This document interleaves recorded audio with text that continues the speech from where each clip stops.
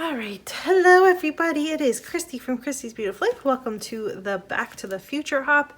This is for part of the Scrappy Inspiration Facebook, Instagram, YouTube hop that we have going on.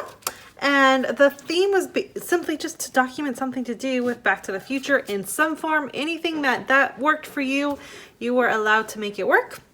I decided to go with a quote from the movie. So I used the quote, "Your future is whatever you make it, so make it a good one." And of course I've got these two fun photos of Jackson here. This were taken this year for his grade 1 first day of class photos. Felt like that worked really well. I am combining this with Christina from Redefine Creative is doing a month-long series where she's documenting people that inspire her and how she's doing kind of scrap lists of everyone.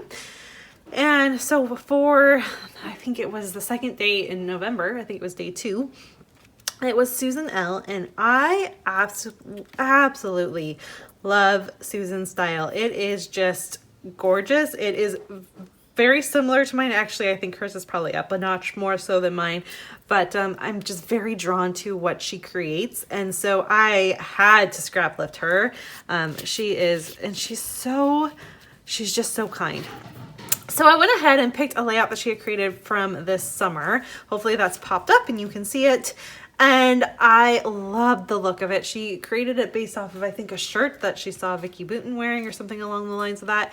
But I loved how she had used different colors and different stencils with the starburst kind of thing. So I went ahead and I have a starburst stencil. I just simply took a pencil. You can actually kind of see my pencil lines in a few places. And I traced the lines.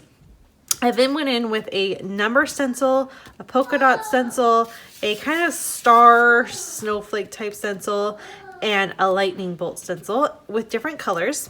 And I mixed it with this Artist Craft metallic white. I love this stuff so much. It is my favorite. The color, it's because it's got a metallic finish to it.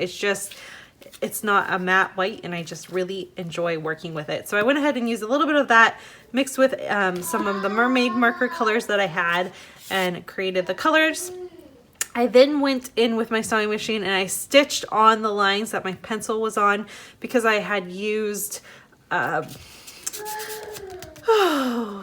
stuff that makes it so you can do mixed media that I can't think of right now. And once you put a pencil on there, it's very hard to erase it.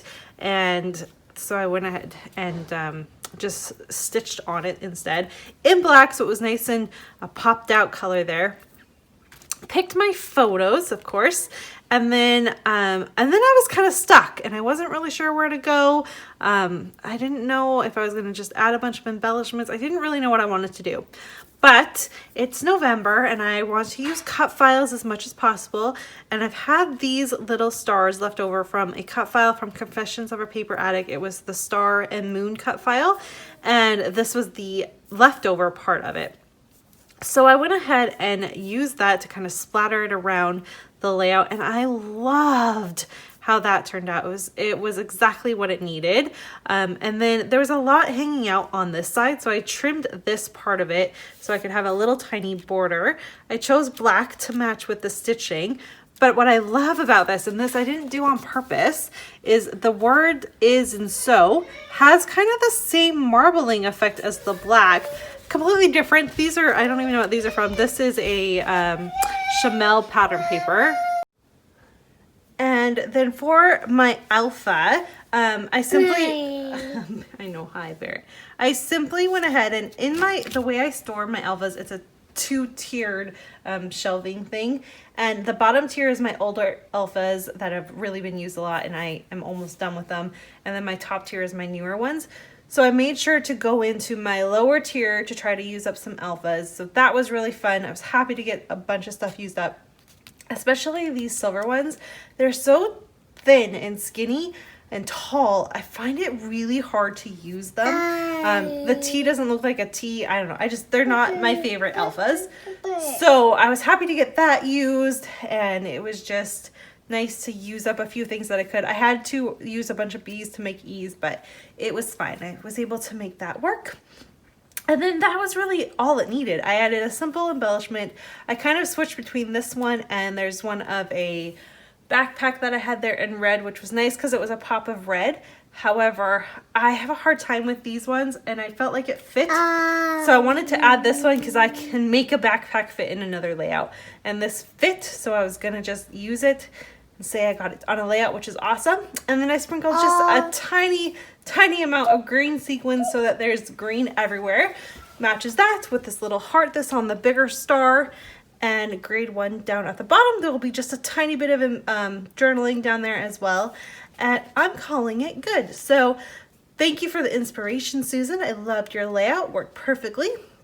And I'll leave the link for her Instagram down below so you can check her out if you don't know who I'm talking about. She's just so creative. So make sure you check her out. And the links for everyone playing along with the Back to the Future Hop will also be down below for you to check out. I'm excited to see what everyone else comes up with. And I had fun with this one. Again, also because this has been inspired by a scrap lift because of, please make sure if you're on Facebook, you check out Christina every day this month and see who she chooses scrapbook in scrap lift next. And you guys, that's all I got for today. I will be back tomorrow and the next day and the next day, and I'll see you all soon. Bye.